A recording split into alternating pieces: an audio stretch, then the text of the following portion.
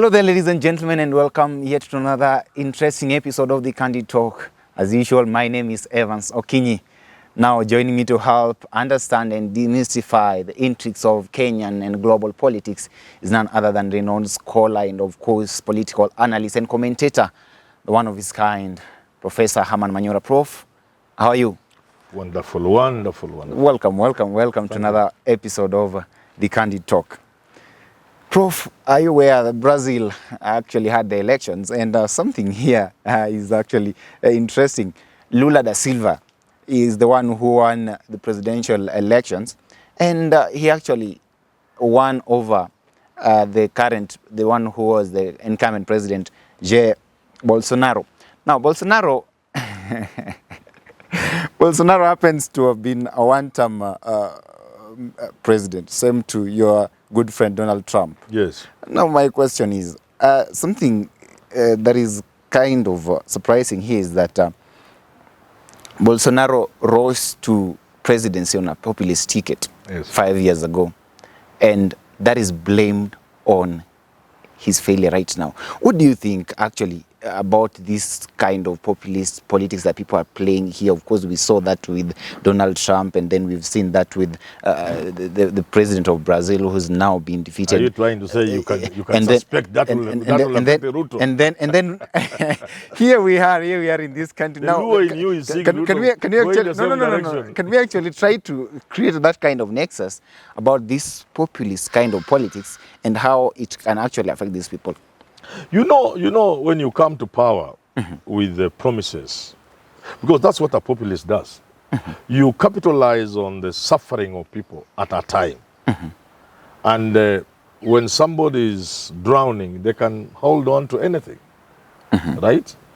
So they hold on to every word that comes from you, as you promise them everything under the sun. So the fact that you are unlikely to deliver becomes your first undoing. Secondly, others in the process of trying to deliver what they promise, they mess the economy.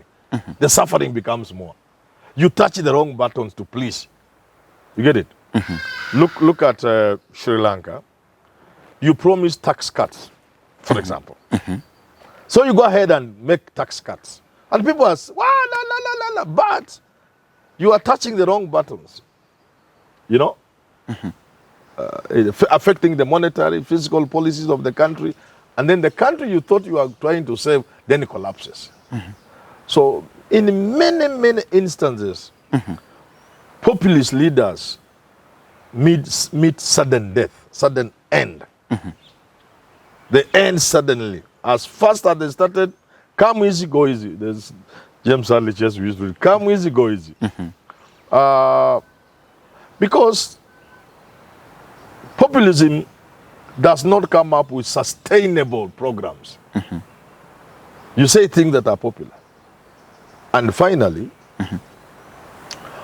when you are a populist, you create vibes, you create expectations, you know, euphoria. And euphoria that does not meet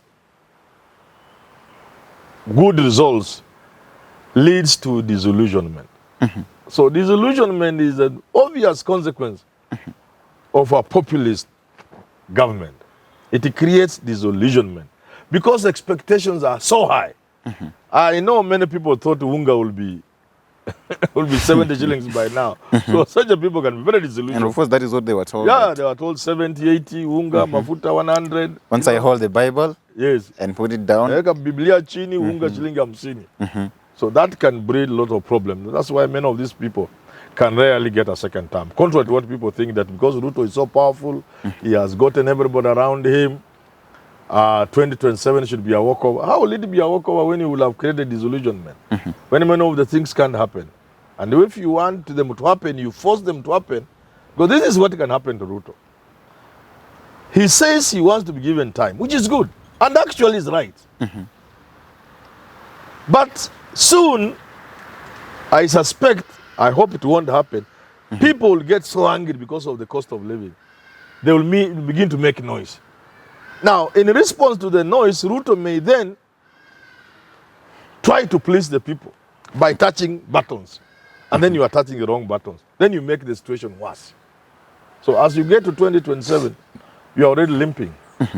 Actually, you are on a stretcher. Yeah. No. My question is this: then where do these people go wrong? Do you think this same kind of approach to populist kind of politics is the same thing that costed Donald Trump presidency the other time? You can say yes, but there are two things about Trump. One is I do not believe he lost.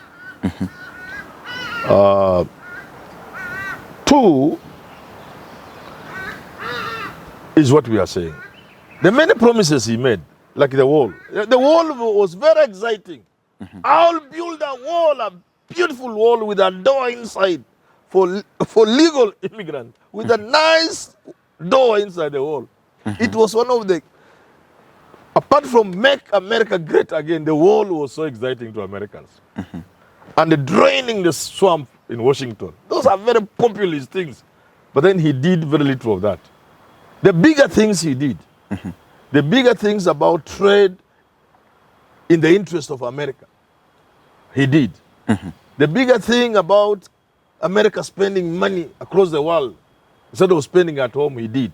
The bigger things he did. But the things that were exciting Americans, the populist things, he almost quite didn't do them. Not even 30%.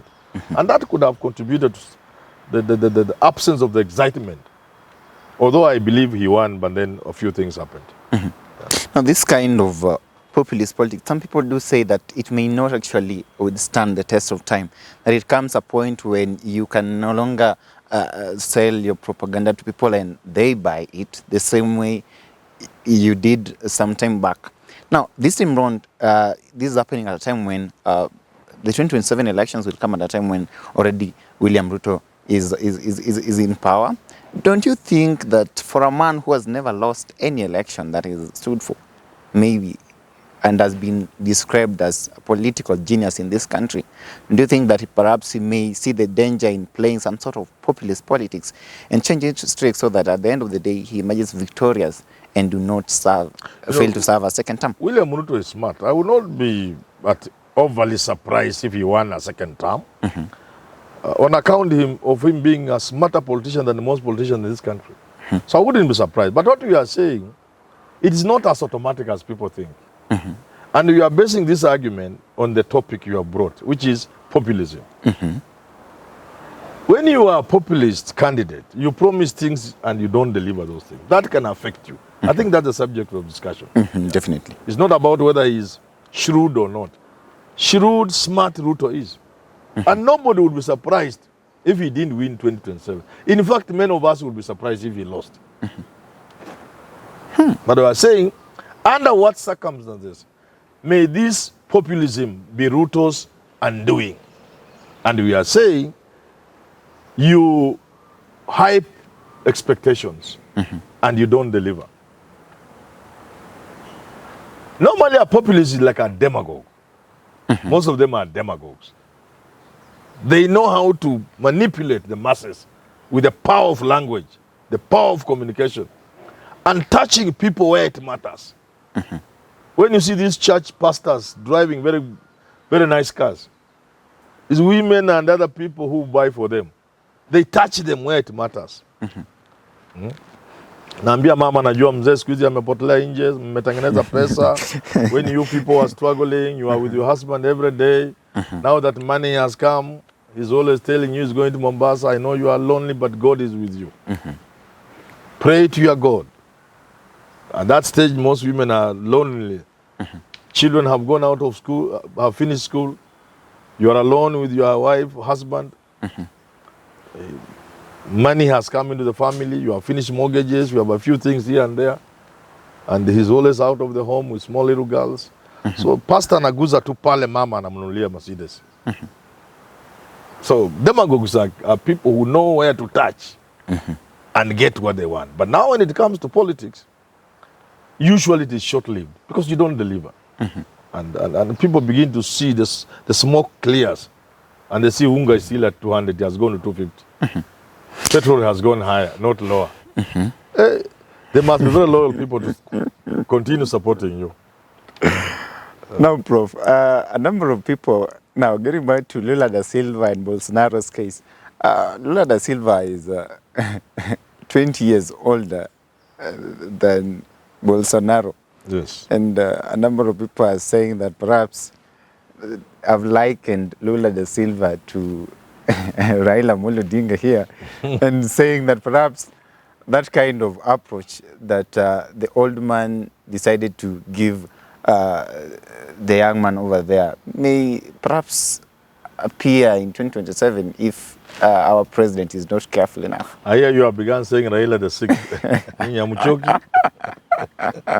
It's possible. It's possible. But it's basically, you know, politics is a very strange game. The things you may think are important are really important in politics. You may think age is very important, but the voter doesn't look at it as in terms of age. There are factors beyond what you may see, beyond the age, beyond this, beyond the other, and sometimes people decide on the basis of very flimsy things. So yes, Raila can come back and beat Ruto. That will not be. I as a person who understands politics at an international scale, I wouldn't be surprised. It looks unlikely, but I wouldn't be surprised. So for you here, age is not a matter? No, age is just a number.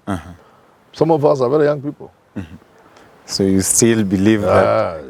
Raila is a young man. I was with him yesterday or the other day, and I could see he's still so strong. Saying that the man is strong, he's sharp, he's focused. By the way, if you sit with Raila, when you hear people call him old, you not believe it. He's sharp, strong, focused. No sign of old age in Raila. But whenever I sit with him, I don't see it.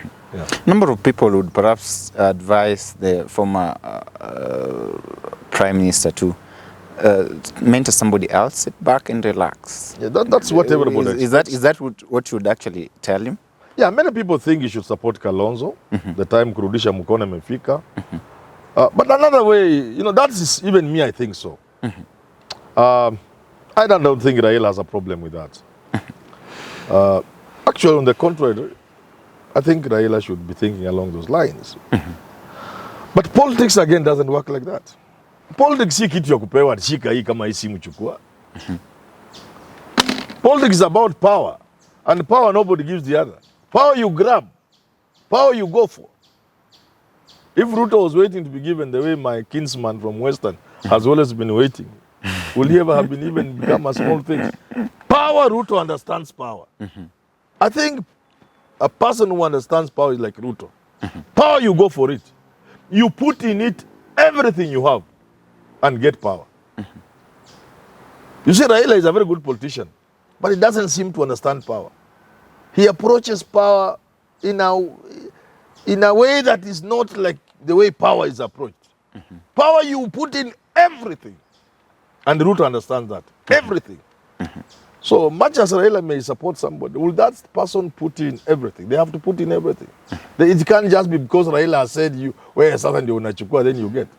Does everything here means a matter of life and death? Yes. I have told you sometimes why I've never gone into elective politics. Sometimes people, even where I work, I see people going for a small thing like dinner at the university and putting in everything. Ask myself, is this what you have to do to get power? Yes. Life and death. Well, there are congratulations to Lula da Silva for being elected the Brazil president. But here we are waiting and keeping watch on our president here, William Samoei Ruto, and his populist politics here. We want to see how he'll govern this country and if at all these kind of styles of governance will stand the test of time. Well, of course, we are here imploring you again to subscribe to our channel here at Herman Manyora, and of course at Let's Talk Love KE, and of course tune into our next programs with Gerald Kabiro coming here with a political analysis interview here, and of course Simon Irungu coming up with a big question, and one of our own actually, Kimutai Kennedy with the public opinion, and Richard Mwenja with Business Glide and Siasa Brigade. Well, till we have this conversation again, have yourself a very lovely day. I've been your host, Evan Sokinyi.